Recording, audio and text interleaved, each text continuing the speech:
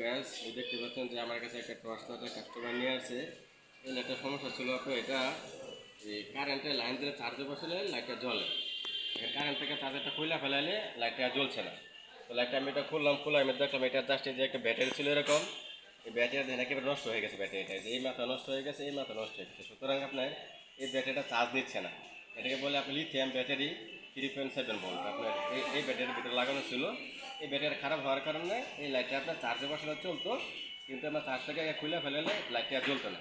এখন আমি এই ব্যাটারিটা খুলে আপনার এই যে আমি একটা ব্যাটারি বসিয়েছি, দেখেন ব্যাটারিটা যদিও ছোটো কিন্তু এটা এম্পিয়ার কিন্তু অনেক বেশি।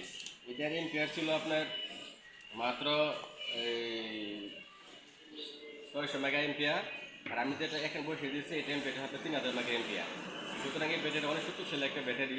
এই ব্যাটারি দিয়ে আপনি এই লাইটটা চার্জ করলে মিনিমাম আপনি এই লাইটটা ইউজ করতে পারবেন এক টানা 5 থেকে 7 ঘন্টা। তো সুতরাং আপনার যদি এদের লাইটের কোনো সমস্যা হয় যে আপনি কারেন্ট লাগালে চার্জে বসালে জ্বলে আর চার্জে না বসে জ্বলে না, তখন আপনারা শুধু খালি এই লাইটের ব্যাকআপটা খুলে এই এরকম একটা ব্যাটারি আপনারা এই বাজার থেকে কিনে নিয়ে আসবেন। ব্যাটারিটার দাম নেবে অনলি আপনার 70 থেকে 80 টাকা। সুতরাং 80 টাকা হলে আপনার এই লাইটটা আপনার উঁচু হয়ে যাবে।